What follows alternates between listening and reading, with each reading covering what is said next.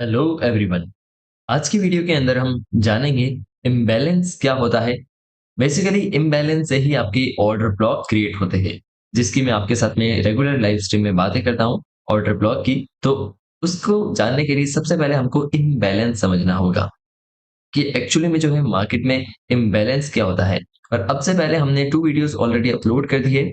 एक में ये बताया है कि जो मार्केट का ट्रूथ है वो क्या है, मार्केट किस बेस पे काम करता है, कैसे मार्केट चलता है। और जो सेकंड वीडियो आया है वो है स्ट्रक्चर मैपिंग पे। आपको प्लेलिस्ट मिल जाएगी पूरी लिक्विडिटी कांसेप्ट की। तो ये थर्ड वीडियो है लिक्विडिटी कांसेप्ट का, पूरा कोर्स रहेगा। आप इसको आराम से वॉच करें, आपको बहुत अच्छे से समझ में आएगा कि मार्केट कैसे काम करता है, कैसे आप ट्रेड कर सकते हैं। ओके, ये जो बेसिकली वीडियो होने वाला है वो होने वाला है इम्बैलेंस पे। इम्बैलेंस क्या होता है, किस तरीके से आइडेंटिफाई करते हैं, जो मैं आपको एक रैंडमली चार्ट पे भी लेके बताऊंगा। सबसे पहले बेसिक कैंडलस्टिक पे बता रहा हूँ। ओके, सो जब भी मार्केट कुछ इस तरीके से काम करता है कि ऐसे डाउन या अप डायरेक्शन में जाता है, तो आप देखते हो कि जो कैंडल्स होती है, इन कैंडल्स के बीच में कुछ जैसे कि ये जो फर्स्ट कैंडल लगी है यहाँ पर, फर्स्ट कैंडल अप डायरेक्शन में, ये इसका एक हाई पॉइंट लगा है, ये वाला इसका एज एक पॉइंट लगा है हाई। वो ये पॉइंट एज इसका एक हाई लगा है। ओके, और अगर आप देखते हो उसकी जो नेक्स्ट कैंडल ने क्या किया, उसको एज ए ब्रेक किया, मतलब एक अप डायरेक्शन में ब्रेक किया। एंड देन जो थर्ड कैंडल है उसने जो है अप डायरेक्शन में मूवमेंट किया।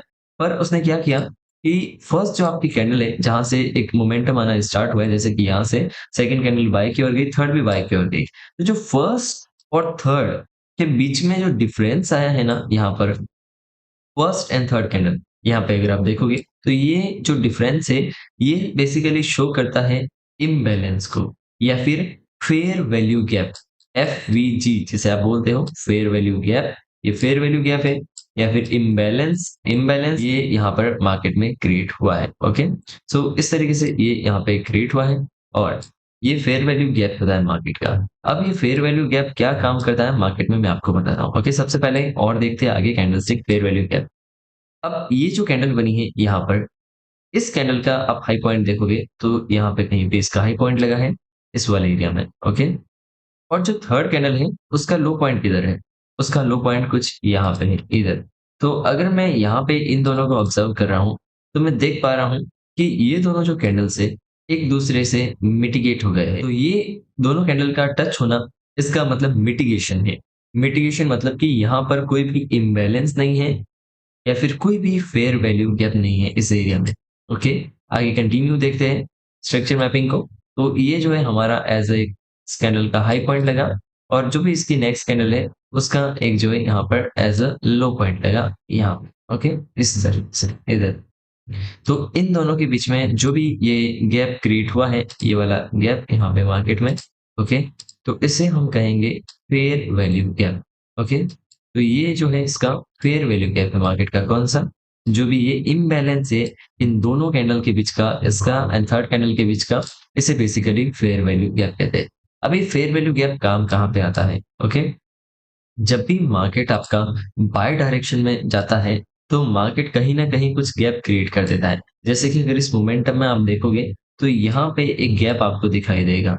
उससे पहले अगर आप देखोगे तो इसका इससे मिटिगेशन हो गया है, इसका इससे मिटिगेशन हो गया है, इसका इससे मिटिगेशन हो गया। तो जब भी ऐसा कुछ मार्केट फेयर वैल्यू गैप या इम्बैलेंस क्रिएट करता है, तो वहां पे क्या होता है, नंबर ऑफ ऑर्डर्स लेफ्ट हो जाते हैं मार्केट के। तो जब भी इन फ्यूचर उस एरिया में मार्केट में आता है, उस एरिया में, तो मार्केट वहां से अप डायरेक्शन के अंदर जाता है। तो जो आपका फेयर वैल्यू गैप वाला जो एरिया होता है वो एज आपका एक लिक्विडिटी की तरह काम करता है मार्केट के अंदर। ओके, जैसे कि आगे हम और समझते हैं फेयर वैल्यू गैप को।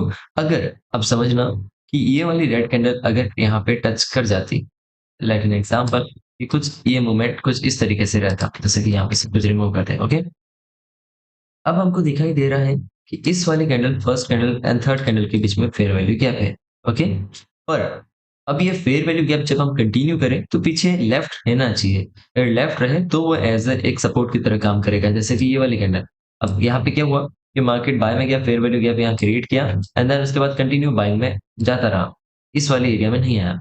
पर अगर यहाँ पे आपका फेयर वैल्यू गैप क्रिएट हुआ है इन दोनों कैंडल के बीच में, और उसके बाद में या उससे आगे कुछ भी, कोई भी एक रेड कैंडल या डाउन साइड में कैंडल की विक आ जाए, और वो उस फेयर वैल्यू गैप को कंप्लीट कर दे, मतलब कि जो आपकी थर्ड कैंडल का पॉइंट हाई लगा है उसको ये मिटिगेट कर दे, टच कर दे, तो वहां पे इम्बैलेंस काउंट नहीं होगा। वो आपका फेयर वैल्यू गैप काउंट नहीं होगा, ये फेयर वैल्यू गैप फिर वो कैंसिल हो जाएगा। इसका कहलाएगा कि जो ये मिटिगेट हो गया है, मतलब कि ऑर्डर जो भी थे वो फिल कर दी है मार्केट ने। अभी यहाँ पे कुछ भी खाली ऑर्डर्स नहीं बचे हैं। अब केवल एक ही एरिया बचा है, जो ये वाला एरिया है, जो मार्केट का एज अ इम्बैलेंस की तरह काम करेगा। ये वाला एरिया नहीं है यहाँ पर। ओके, अब इसी चीज को एज ए सेलिंग में देखते हैं। ये आपके सामने एक सेलिंग का स्ट्रक्चर है मार्केट का। जब मार्केट क्या कर रहा है कि एक बाइंग के देने के बाद में एक सेलिंग मोमेंटम में जा रहा है। ओके, तो अब यहाँ पे मार्केट में कैसे इम्बैलेंस होता है, सेलिंग की साइड में जैसे जहां से आपकी सेलिंग स्टार्ट हुई है, ठीक है, जैसे ये फर्स्ट सेलिंग कैंडल है, सबसे टॉप कैंडल, इस कैंडल का लो मार्क करना है। ओके, उस समय हम हाई मार्क कर रहे थे क्योंकि हम अप ट्रेंड में थे। अब हम डाउन ट्रेंड की ओर देख रहे हैं, तो लो मार्क किया, और जो थर्ड कैंडल है उसका हाई मार्क करना है, जो हमने यहाँ पे मार्क किया। ओके, तो दोनों के बीच का जो गैप आ रहा है, बेसिकली एक फेयर वैल्यू गैप कहलाएगा। जब भी मार्केट इस एरिया में टैप करेगा तो हम सेलिंग की तरफ जा सकते हैं, मतलब मार्केट इस एरिया में ऑर्डर्स लेने आएगा, जिससे एक ऑर्डर्स जो मिस कर दिए मार्केट ने, जिसकी वजह से यहाँ फेयर वैल्यू गैप क्रिएट हुआ है, इम्बैलेंस क्रिएट हुआ है कैंडल्स के बीच में, और उसको कंप्लीट करने मार्केट आएगा।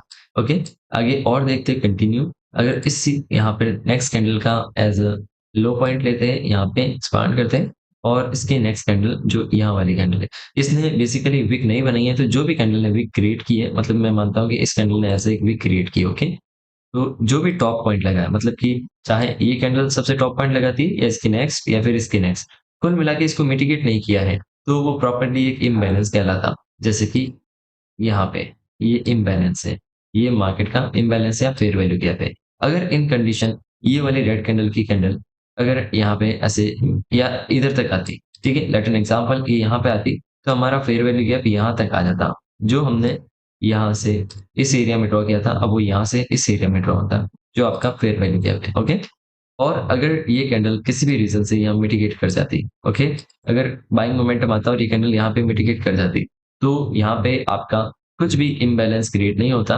बेसिकली यहाँ पे आपका मिटिगेशन काउंट होता कि ये क्या किया है, मिटिगेट कर दिया है। तो इसकी वजह से क्या है कि यहाँ पर कोई भी नंबर ऑफ ऑर्डर्स नहीं बचे हैं मार्केट के अंदर। ओके, तो ये आपको समझना है। उसके बाद में आगे कंटिन्यू, जो भी आपका एज जैसे कि ये वाली कैंडल, इन दोनों कैंडल के बीच में से सबसे लो इसका पॉइंट लगा है। ओके, जैसे कि यहाँ पे लो पॉइंट लगा है, एंड देन उसके बाद में उसकी नेक्स्ट कैंडल, जैसे कि ये इसमें विक नहीं है, तो इसका जहां से भी ओपनिंग हुई है वहीं से हम देखेंगे। ओके, तो इन दोनों के बीच में जो गैप क्रिएट हो रहा है, बेसिकली एक फेयर वैल्यू गैप क्रिएट हो रहा है। ओके, तो मार्केट जब भी इसको फील करेगा, यहाँ से भी सेलिंग में जा सकता है, और ऐसा भी हो सकता है मार्केट के अंदर कि जैसे कि यहाँ पे एक फेयर वैल्यू गैप है, तो मार्केट जब भी एक अप डायरेक्शन के अंदर आता है, तो क्या हो सकता है कि इस एरिया में आए, एंड देन उसके बाद में यहाँ से सेलिंग में जा सकता है मार्केट। जो कुल मिला के इस फेयर वैल्यू गैप के जो भी नंबर ऑफ ऑर्डर्स है, इनको कलेक्ट किए, एंड देन उसके बाद में मार्केट सेलिंग में जा सकता है।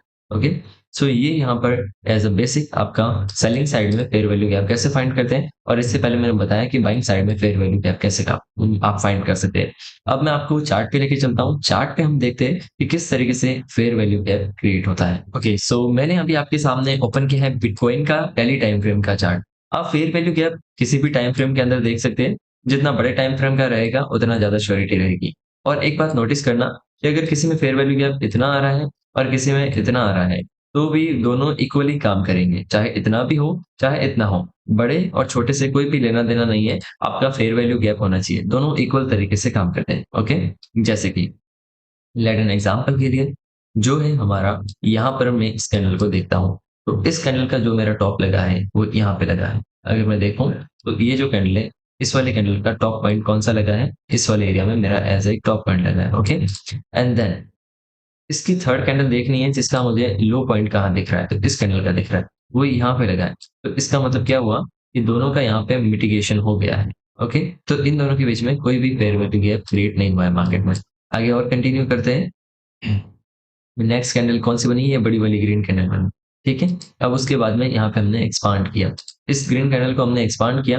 हमने देखा कि जो भी इसकी एक कैंडल छोड़ के नेक्स्ट कैंडल, पर ये सारी कैंडल जो है एज ए इंटरनल कैंडल बनी है। मतलब कि जो भी कैंडल आपका हाई ब्रेक करे, जैसे कि इसने क्या किया, इसका हाई ब्रेक किया, एंड देन उसके बाद में हमने थर्ड कैंडल देखी, पर अभी तक इसका हाई सिक्योर है, ये भी देखना है कि ये वाली जो कैंडल बनी है इसका हाई ब्रेक नहीं हुआ है। मतलब जो पहले हम देख रहे थे, क्या देख रहे थे, सबसे पहले इसका लास्ट कैंडल की वीक के अबव क्लोजिंग हो, एंड देन उसके बाद में थर्ड कैंडल देख रहे थे। पर अभी यहाँ पे क्या हम देख रहे हैं कि यहाँ पे इस कैंडल के अबव क्लोजिंग हो, तो ये ना तो ये वाली कैंडल क्लोज की और ना ही ये वाली, ये वाली कैंडल बेसिकली क्लोज हुई। जैसे ही ये कैंडल क्लोज हुई तो जो भी इसकी थर्ड कैंडल, ओके, जैसे कि अगर मैं देखूं तो ये वाली as a third candle create हो रही है। तो ये दोनों के बीच में क्या इम्बैलेंस है, सबसे पहले हमको ये आइडेंटिफाई करना है। ओके, यहाँ पे अगर हम देखें तो इन दोनों के बीच में यहाँ पे इस तरीके से, तो अगर मैं देख रहा हूँ तो ऑलमोस्ट मिटिगेट हो गई है दोनों। और अगर यहाँ पे मिटिगेट नहीं भी हुई है तो क्या हुआ है, मार्केट ने आगे जाके ऐसे मिटिगेट कर दिया। आगे कैसे, कि यहाँ पर। तो इस तरीके से यहाँ पर अगर इन फ्यूचर मार्केट वापस अप डायरेक्शन में जाता है तो इधर कोई भी सपोर्ट नहीं मिलेगा मार्केट को, क्योंकि कुछ भी फेयर वैल्यू गैप नहीं है मार्केट का। ओके, अगर मार्केट डाउन डायरेक्शन में आता है, जहाँ यहाँ पे भी सपोर्ट नहीं है, तो यहाँ पे भी मतलब मार्केट का फेयर वैल्यू गैप नहीं है, तो कोई सपोर्ट नहीं है मार्केट का, मतलब कि एक as a daily time frame के अकॉर्डिंग। ओके, और यहाँ पे कहीं देखें तो इस कैंडल का हाई ये लगा है, इसको ब्रेक किया इस वाले कैंडल ने, तो इसका नेक्स्ट कैंडल का लो भी यहाँ पे मिटिगेट कर गया है। ओके, अब थोड़ा और इसको स्मॉल टाइम फ्रेम में भी हम चेक कर सकते हैं, आवरली टाइम फ्रेम के अकॉर्डिंग, कि कहाँ पे प्रॉपरली फेयर वैल्यू गैप बन रहे हैं और कहाँ पे नहीं बन रहे हैं। जैसे कि अगर मैं इस कैंडल को देखता हूँ, इस कैंडल में अगर ये इसका ऐसा यहाँ पे एज अ क्या क्रिएट हुआ, ये एज ए हाई पॉइंट, और नेक्स्ट कैंडल का एज अ ब्रेक इसने कर दिया इस कैंडल ने,